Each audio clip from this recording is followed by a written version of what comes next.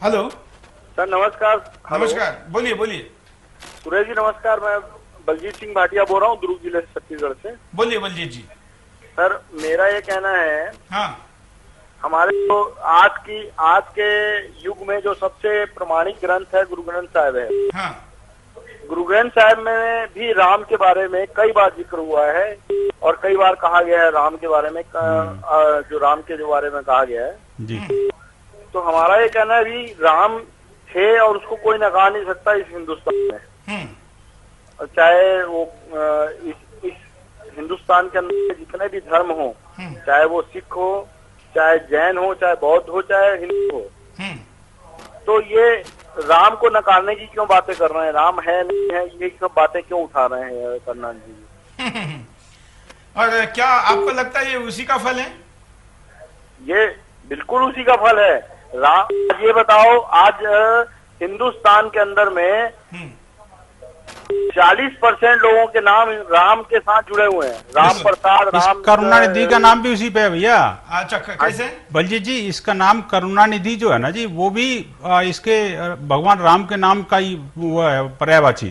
करुणानिधि भगवान को ही बोलते हैं। मतलब 108 नामों में राम के करुणानिधि नाम, भगवान राम को करुणानिधि के नाम से पुकारा गया है। मतलब और इसके माँ बाप ने जो नाम रखा था ना जी, बलजीत जी, जो इसके माँ बाप ने नाम रखा था, वो नाम यही सोच के रखा था कि राम का काम करेगा और राम जैसा बनने का प्रयास करेगा। और लेकिन ये लोग जो भूल गए हैं ना, जो लोग इनका नाम रखा गया है, इनके माता पिता ने इनका नाम इसीलिए रखा था, लेकिन ये लोग जो भूल गए हैं इनका क्या किया जाए, ये बताइए आप। बिल्कुल। देखिए, बात यह है कि राम, देखिए आपने बड़ा अच्छा विषय उठाया। भगवान राम जो है ना जी, उस युग में हुए थे जब ना हिंदू था, मुसलमान था, ना सिख था, ना ईसाई था, ना बौद्ध था, ना जैन था। राम थे। और उस काल में राम हुए जब कोई मत पंथ संप्रदाय इस दुनिया के अंदर नहीं था। ये सारे जितने भी ईसाई बने तो मुश्किल से 2000 साल हुए, और मुसलमान आए तो कुछ चुने गुने सालों में हुए। जब राम आए तो उस समय ये सब कोई नहीं था। ये सारे मत पंथ संप्रदाय बाद में बने, और राम सबके पुरोधा हैं, सबके जो है वो क्या कहते हैं, पूर्वज हैं। राम जब सबके पूर्वज हैं तो उनके साथ किसी का द्रोह बैर क्यों होना चाहिए? वो किसी धर्म से कोई संबंधित थे ही नहीं।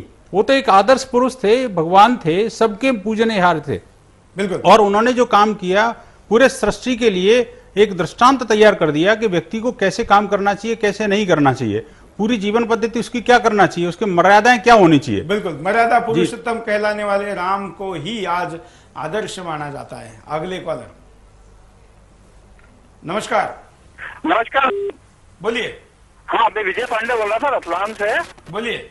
हाँ मतलब ये श्री रामेश्वरम और श्रीलंका के मध्य समुद्र में पुरातन सेतु, जिसे श्री मर्यादा पुरुषोत्तम भगवान राम ने बनवाया था, द्वारा प्रेषित चित्रों से जिसकी विशेष जानकारी विश्व को प्राप्त हुई थी, भारत सरकार द्वारा विनष्ट करने का अभियान देश के गौरव को विनष्ट करने कुचक्र है। अतः विदेशी षड्यंत्रकारी के यंत्र बनकर करुणानिधि एवं हिंदुओं के अस्तित्व और आदर्श को विलुप्त करने के लिए उद्धत सत्ता लोलुपता और दूरदर्शिता के वशीहीन शासन तंत्र को विलुप्त करने के लिए व्यापक और अमोघ अभियान के लिए हमें बाध्य कर रहा है। बिल्कुल सही कहा विजय जी आपने। अब हम एक एसएमएस लेते हैं। एसएमएस SY के वेंकटरमन केरला से करते हैं और कह रहे हैं कि वहां पर राम सेतु तोड़ने के लिए जो क्रेन लाई गई थी, 4 क्रेन विदेशों से आई थी और चारों क्रेन टूट गई थी और वो रिपेयर भी नहीं हो पाई थी। चौथे क्रेन के ऑपरेटर कंपनी ने कहा कि यह कुछ ऐसा है जो हमने दुनिया में कहीं नहीं देखा है, हमारा क्रेन यहाँ काम नहीं कर सकता। ये राम के महिमा का ही परिणाम था। हम आपके सामने उपाय दिखाते हैं, क्योंकि बिंदास बोल में हम हमेशा ही उपायों के साथ कार्यक्रम को समाप्त करते हैं। तो कार्यक्रम समाप्ति के पहले देखेंगे उपाय। इस निंदा के खिलाफ सख्त कानून बने। पड़ोसी पाकिस्तान में सबसे गंभीर अपराध है और इसे बेल भी नहीं, साबित होने पे मृत्यु दंड पक्का है। समाज ऐसे लोगों को प्रतिष्ठा ना दे। अपनी गलत टिप्पणी की प्रतिक्रिया के रूप में जब प्रतिष्ठा घटेगी तो ये ऐसा नहीं करेंगे। सस्ती लोकप्रियता या हिंदू दलों के विरोध के लिए हिंदू भगवान या देवी देवताओं पे टिप्पणी ना करें। ऐसी टिप्पणी पे समाज प्रतिक्रिया दे और ऐसे व्यक्ति को तब ही माफी के लिए मजबूर करे। विनोद जी, कार्यक्रम के आखिर में कोई प्रमुख उपाय? देखिए, आज जिस तरह से जो ईश निंदा का एक अभियान चल पड़ा है लोगों का, या भगवान के नाम से जो डर जो है लोगों का कम होता जा रहा है, इसको वाकई ठीक करना पड़ेगा। जब तक व्यक्ति जो है आमतौर पर देखा गया है कि हिंदुओं के भगवान को, देवी देवताओं को ये अपमानित तरीके से पेश किया जाता है। लीसा ब्लू की घटना देख चुके हैं। इसके अलावा अपना ये जो इसका MF हुसैन वाली बात थी वो सबके सामने है। लेकिन ये देखने में आया है कि भगवान और भगवान के भक्त अपने आप उसका निर्णय करते हैं। हाँ, देश और समाज या सरकारों को उसके खिलाफ जो है ना उचित कानून बना करके उसको सख्ती से कड़ाई से पालन करने की बाध्यता उनकी होनी चाहिए। अभी जो हो रहा है कि भी दुराव की राजनीति, कि भी एक समुदाय के लिए तो विशेष कानून और दूसरे समुदाय को इग्नोरेंस, ये नहीं होना चाहिए। आज अगर हिंदुओं की भावनाओं को ठीक से नहीं पहचाना गया और समय रहते उसके लिए उचित कदम नहीं उठाए गए तो निश्चित रूप से आगे आने वाला समय बड़ा गंभीर परिणामकारी होगा। ये इनके राजनेताओं को समझना चाहिए। आज देखिए कि इस कार्यक्रम के माध्यम से सिर्फ अभी करुणानिधि ने राम की निंदा की, अभी जम्मू कश्मीर में भगवान शिव की निंदात्मक कार्य हो रहे हैं। वहां पर जो है जमीन जो है भगवान हमने उस विषय पर भी कार्यक्रम किया था और उस विषय पर भी लोगों ने काफी कड़ी प्रतिक्रिया दी थी।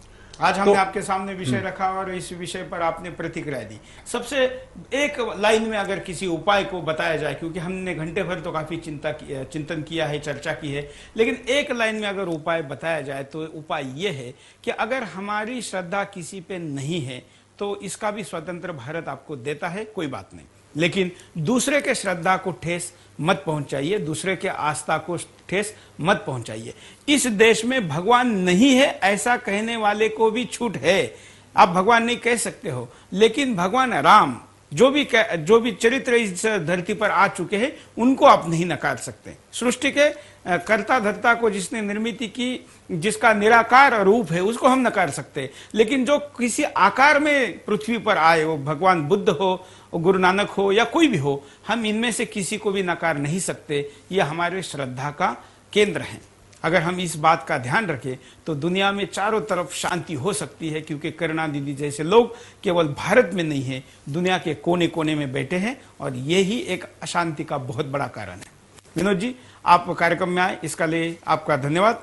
और आप सब दर्शक जिन्होंने ऑस्ट्रेलिया से लेके यूके तक केबल पर चैनल को देखा, भारत और पड़ोसी राष्ट्र में वीडियोकॉन DTH पर देखा और इंटरनेट sudarshan.tv.com पर दुनिया भर में देखा, उन सबका मैं आभार व्यक्त करता हूं। आप अगर हमें कोई सूचना, प्रतिक्रिया, आपकी राय देना चाहते तो हमारा पता स्क्रीन पर चल रहा है। इस पते पर अपनी बात को आप हम लिख कर भेजिए। आपकी प्रतिक्रियाओं का हम स्वागत करेंगे और हमारे कार्यक्रम के स्वरूप को बदलने में या और अच्छा करने में उसका सहयोग ही सिद्ध होगा। इस पते पर आप अपनी प्रतिक्रिया भेजिए। आप हमें फैक्स और ईमेल भी कर सकते हैं। आज के लिए इतना ही। जय हिंद।